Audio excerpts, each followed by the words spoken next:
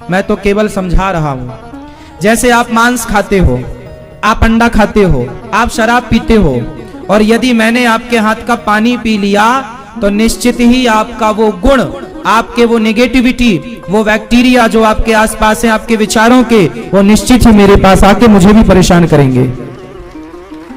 वो आपकी नेगेटिविटी आ गई मेरे पास, क्योंकि मैंने आपके हाथ का पानी पी लिया।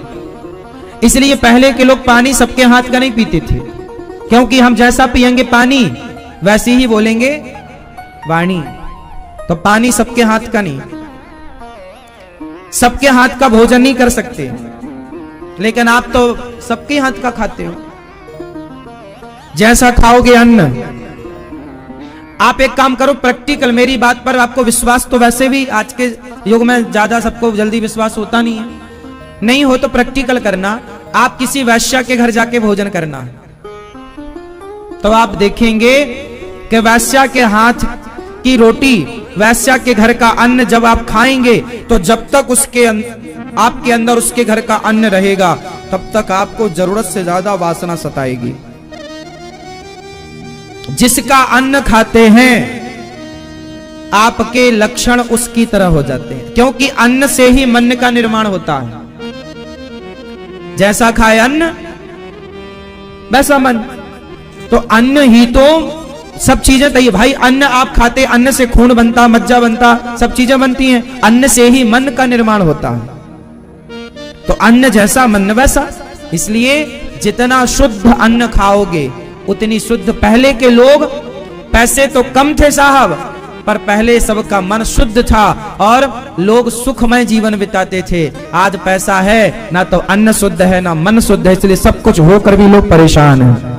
पहले कुछ ना होने पर भी लोग सुखी थे, लेकिन आज सब कुछ है, सारी सुविधाएं आपके जीवन में हैं, फिर भी आप परेशान हैं, दुखी हैं। शांति नहीं है आपके जीवन में, संतोष नहीं है, क्योंकि आहार बिगड़ गया। सबके घर, सबके हाथ का मत खाओ, कुछ भी मत खाओ। बनाने वाला पता नहीं कितने दिन से नहाया है, नहीं नहाया, पसीना पहुंचता जा रहा, पसीना टपकाता जा रहा है, बनाता जा रहा है, आप खाए रहे हो। राम राम। तुम्हारी माँ बड़ी शुद्धि पवित्रता से बनाती है, वो खाया करो। घर का अन्न ही खाया। पहले के लोग खाते घर में थे, खाते घर में थे, बाहर का नहीं। और आजकल के लोग घर में नहीं खाते, सिर्फ बाहर का। इसलिए बुद्धियां भ्रष्ट हैं। इसलिए आप लोगों से मैं बताऊं, इसलिए आज भी हमारे देश में कुछ लोग ऐसे हैं, साधु संत, जो सबके हाथ का खाते पीते भी नहीं है। अब तुम मांस खा रहे हो, तुम शराब पी रहे हो, तुम अंडा खा रहे हो, तुम्हारे हाथ का तो पानी पीने का धर्म नहीं है साहब, सच्ची बताएं। तुम भले पंडित जी हो, पर तुम यदि भ्रष्ट हो तो तुम्हारे हाथ के पानी पीने का धर्म नहीं है तुम्हारे हाथ से। जो तुम्हारे हाथ से पानी पिएगा, तुम्हारा खाएगा, उसकी बुद्धि भी भ्रष्ट होगी। इसलिए हम लोग कहीं खाते ही नहीं, क्योंकि आजकल संसार बाहर से बहुत अच्छा, अब ये दिख तो रहे हैं बाहर से बहुत अच्छे, अब बाहर देख के आदमी पी ले पानी और खा ले, तो बाद में पता चला ये तो अंडा भी खाते हैं। इसलिए अपने मन को, अपनी बुद्धि देखो, राम का मन उनके कंट्रोल में था, हाँ या ना? राम का मन उनके कंट्रोल में था, क्योंकि राम का आहार शुद्ध था। रावण का मन कंट्रोल में नहीं था, क्योंकि रावण का आहार शुद्ध नहीं था। रावण भी वही सब खाता था उल्टा सीधा, वो पशु पक्षी मार मार के खा जाता था। रावण भी मांसाहारी था, सर्वभक्षी था रावण। रावण का कोई खान पान शुद्ध नहीं था, इसलिए रावण की बुद्धि अशुद्ध थी। इसलिए बुद्धि अशुद्ध हुई तो किया ना गलत काम, हो गया ना नाश। यही है, ये सब बुद्धि का खेल है। जैसी बुद्धि होगी वैसे ही आगे सब कार्य होगा। आप लोग बात हमारी मानो ना मानो, मर्जी आपकी, पर आपके भले की बात मत खाया करो कहीं भी। मत खाया करो कुछ भी, घर में खाओ, भोग लगा के खाओ, मेहनत का खाओ, ईमानदारी का खाओ, सुखी रहोगे, सुकून मिलेगा। ईमानदारी की नमक रोटी में बहुत स्वाद होता है, बेईमानी के 56 भोग फीके हैं साहब, देख लेना, खूब अनुभव कर लेना। राजा परीक्षित को श्राप मिला 7 दिन में मरने का। क्या करें गुरुदेव? कहा सुखदेव भगवान ने कि तुम कथा सुनो। निद्रया ह्रियते नक्तम व्यवायेन च वावयः दिवाचार्थे हया राजन कुटुंब भरणेन वा। निद्रया, कम सोइए, ज्यादा से ज्यादा अच्छे कार्य कीजिए। उठ जाग मुसाफिर भोर भई, अब रैन कहां तू सोवत है, जो सोवत है वो खोवत है, जो जागत है वो। निद्रा कम, सोइए कम, जागिए ज्यादा। बताइए, जीवन में कामयाब होने के लिए ज्यादा सोना जरूरी है कि ज्यादा जागना? जो सोएगा वो कामयाब होगा। इसलिए आप अपने बच्चों को कामयाब बनाना चाहते हैं तो बच्चों को कहो कि बेटा जागो, अपने लिए प्लानिंग करो, अपने आगे की सोचो। सुखदेव भगवान कहते हैं तस्मात् भारत सर्वात्मा भगवान ईश्वरो हरि, सब में ईश्वर का दर्शन करो। सबसे बढ़िया विचार मैं आपको दे सकता हूं यदि आप कहें तो। इस संसार को कैसे देखें? सबसे श्रेष्ठ विचार क्या है? संसार को देखने का सबसे श्रेष्ठ तरीका क्या है? आप बताओ। जगत को देखने का सबसे बेहतर नजरिया क्या है? आप बताओ, उत्तर दो। मैया आप बताओ, तीनों मेरी मां। संसार को देखने का सबसे बेस्ट, इस धरती का सबसे अच्छा दृष्टिकोण क्या है, नजरिया क्या है? आप बताओ तीनों। हाँ, प्रेम, प्रेम से देखें। आप भैया प्रेम भाव से। दादाजी बताओ, किस नजरिए से संसार को देखें? क्या है सबसे श्रेष्ठ नजरिया? प्रेम से। पड़ोसन को भी प्रेम से देखें। हाँ, आपकी पत्नी डांटने लग जाएगी, क्या देख रहे हो? हमारी छोड़ो, तुम्हारी पत्नी ही नहीं देखने देगी, क्या देख रहे हो इतनी देर से? चलो अंदर। अरे मैया देखो, यही भिड़ गई मैया।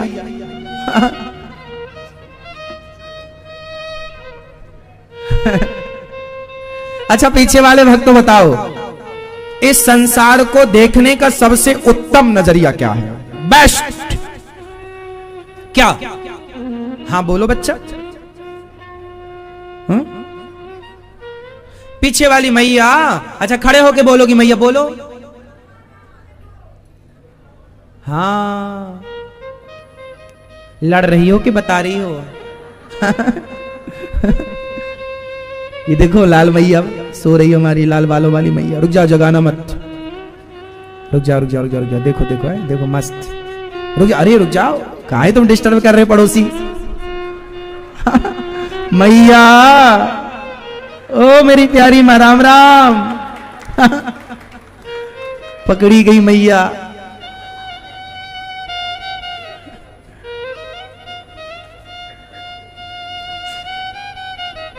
सुनो, इस संसार का सबसे श्रेष्ठ विचार क्या है? जगत को देखने का सबसे श्रेष्ठ नजरिया है कि सब में अपने प्रभु का दर्शन किया जाए। सबसे श्रेष्ठ नजरिया। इस संसार को देखने का सबसे उत्तम नजरिया है कि सब में अपने ईश्वर का, अपने आराध्य का, अपने इष्ट का, अपने भगवान श्री कृष्ण का, अपने श्रीमन नारायण का। सर्वम खलविदम ब्रह्म तस्मात् भारत सर्वात्मा भगवान ईश्वरो हरि श्रोतव्यः कीर्तितव्यश्च। सिया राम मय सब जग जानी करहूं प्रणाम जोरी जुग पानी। तत्वमसि सोहम, ये सब यही सारे हैं कि सब में ईश्वर को देखा जाए। निज प्रभु मय देखहि जगत के ही सन करहि विरोध। तो इस संसार में सबसे श्रेष्ठ देखने का नजरिया है कि सबको भगवान के रूप में देखा जाए। ना जाने किस रूप में नारायण मिल जाए। पता नहीं किस रूप में। तो आप जिनको भी देखो भगवान की दृष्टि से देखो, आप भगवान ही हैं।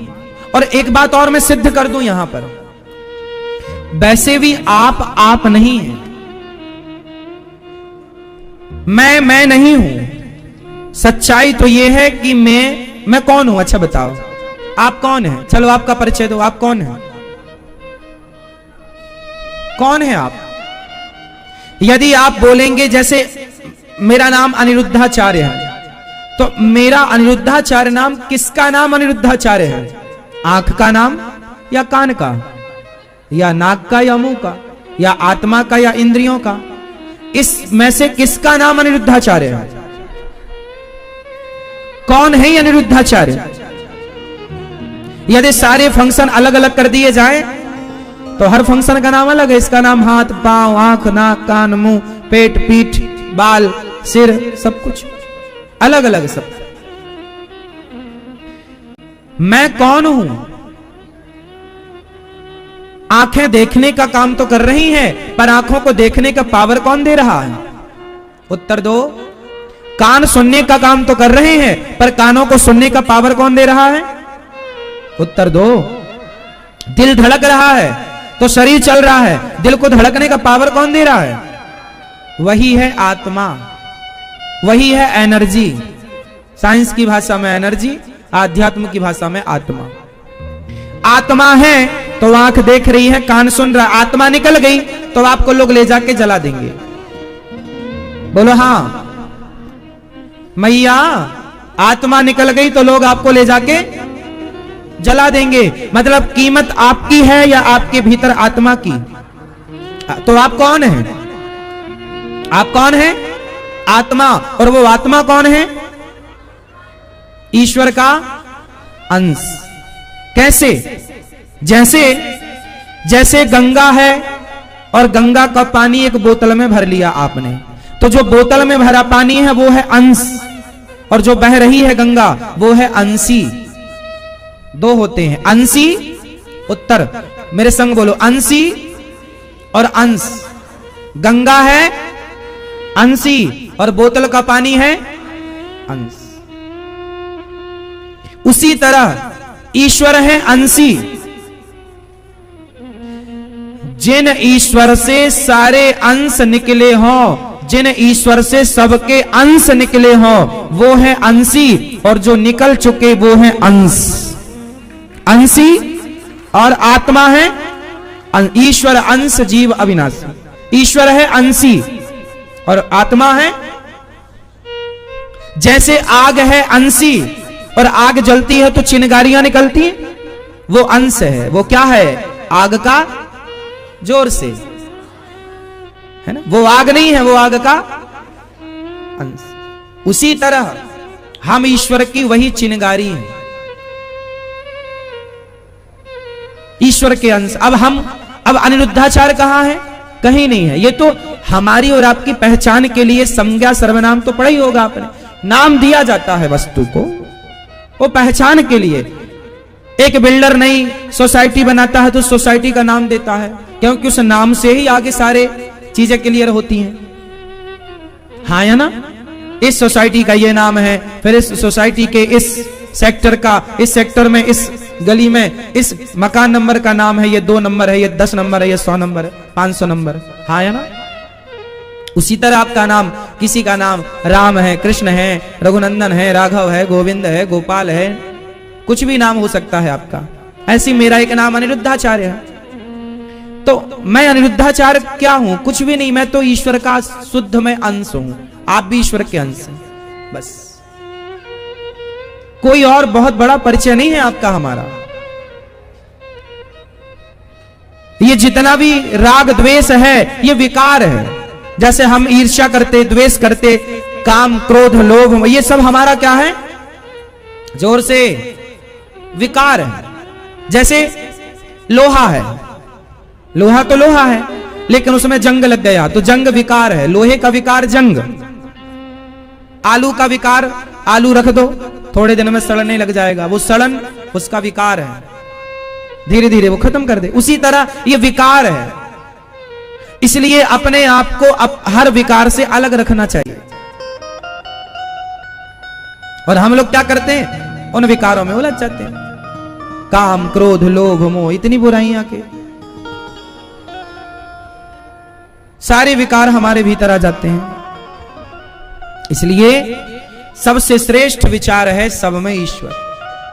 तो आप में से कितने लोग आज से ना काहू से दोस्ती, ना काहू से बैर, कबीरा खड़ा बाजार में, सबकी चाहे खैर, सब भगवान मैं, कि हम आपसे दुश्मनी करके क्या करेंगे। इसलिए सबसे प्रेम, आप अच्छा बोलिए, अच्छा व्यवहार कीजिए, सबको खुश रखने की कोशिश कीजिए, कोई रहे ना रहे, पर आप अच्छा 100% अपना अच्छा दीजिए, आप अच्छा कीजिए बस।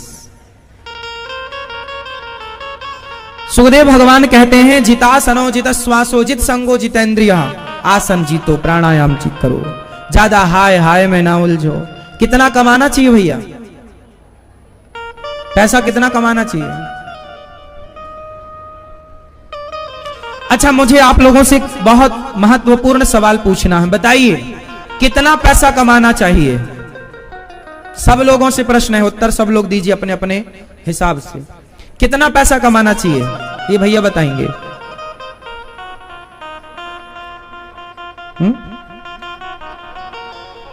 जितना में जीवन यापन हो सके उतना, तो उतना आप तो कमा रहे हैं कि नहीं? फिर टेंशन किस बात की है? कितना पैसा कमाना चाहिए?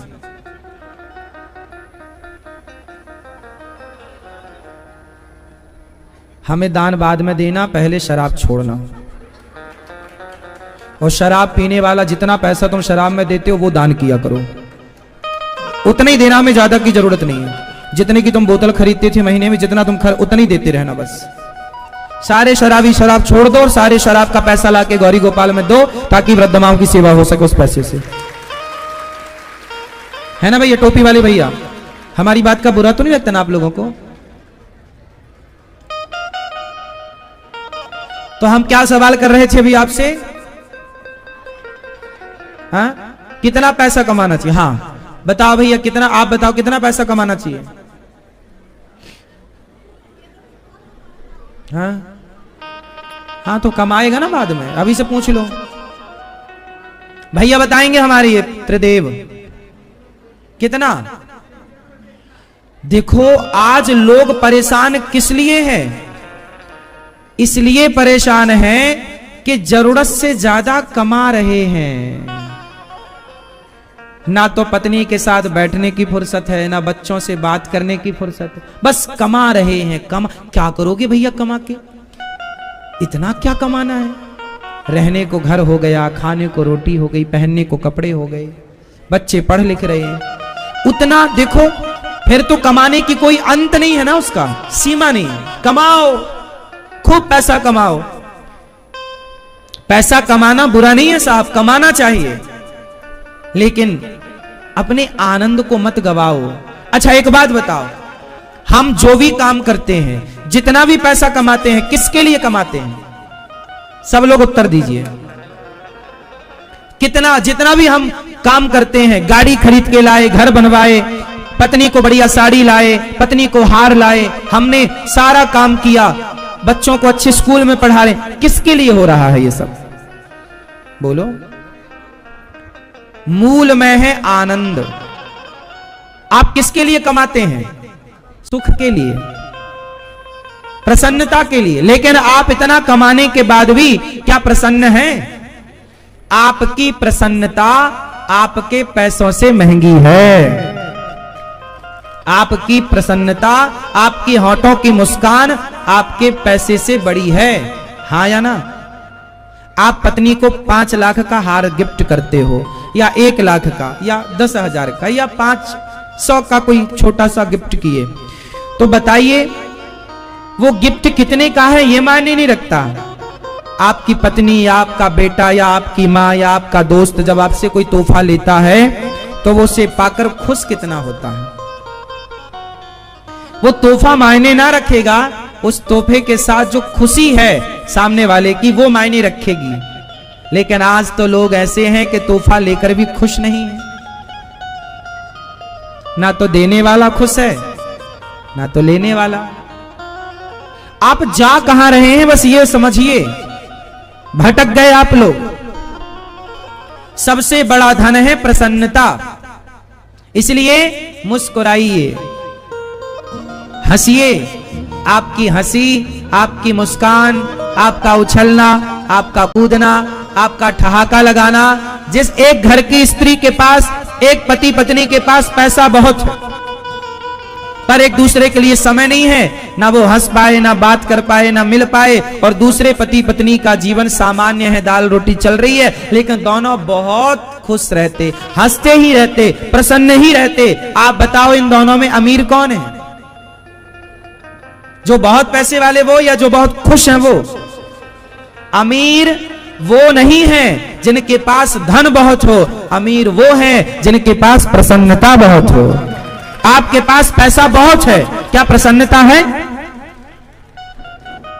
इसलिए पैसा मायने ना रखेगा मेरी मां, आप प्रसन्न कितने हैं। संतुष्ट इसलिए कहते हैं, सब जब आवे संतोष धन, सब धन धूरी समान। सबसे बड़ा धन क्या है? उत्तर दो। सबसे बड़ा धन, सबसे बड़ा धन संतोष। इसलिए कहते हैं जितना है संतुष्ट रहो। ईश्वर का धन्यवाद दो, विधाता मेरी औकात से ज्यादा दिया है आपने। लोगों के पास पहनने को कपड़े नहीं होते, फुटपाथ पर लोग सोते हैं, खाने को भरपेट रोटियां नहीं होती, उनसे आप लोग कितने बेहतर हैं, फिर भी आप शिकायत ही करें तो यह दुर्भाग्य है। आप कहते हो महाराज जी हमारा पड़ोसी 20,000 के जूते पहनता है। अरे 20,000 का जूता पहनने वाले को मत देखो, उसे देखो जिसके पांव ही नहीं है जूता पहनने के लिए, बिना पांव का है। उससे आप कितने बेहतर हो, फिर भी शिकायतें, फिर भी आप खुश नहीं। इसलिए कितना पैसा कमाना चाहिए? इतना पैसा कमाना साहब जितने पैसे को कमाकर कभी घमंड ना आए। कितना पैसा कमाओ? उतना जितना कमाकर कभी आप अभिमान ना करें। राम इतना दीजिए जामे कुटुंब समाए, मैं भी भूखा ना रहूं, कोई साधु ना भूखा। ज्यादा पैसे के पीछे ना भागना मेरी मां। आज जमाना पैसे के पीछे भाग भाग कर मर जा रहा है। ना हंसने का समय, ना बोलने का समय, ना अपनों के लिए समय, बस कमाए कमाए कमाए मर गए। सारी जिंदगी करता आदमी धन धन धन, बाद में पता चला हो गया निधन। सारी जिंदगी आदमी धन धन धन। इसलिए जब आप लोग मरते हैं तो मुर्दे के ऊपर पैसे बरसाते हैं। बोलो हाँ, आप में से कितने लोगों के यहां ये परंपरा है मुर्दे के ऊपर पैसा बरसाने की? है ना? आप क्या हैं? मर जाए तो उसके ऊपर पैसे बरसाते ना, चिल्लर। हाँ या ना? आप क्या है ये परंपरा? हमारे यहां खूब। जब मर जाता है आदमी तो उसके ऊपर कुछ चीजें बरसाई जाती। कभी आपने देखा ना होगा ध्यान से, बतासा और मुरमुरा या फिर मखाना,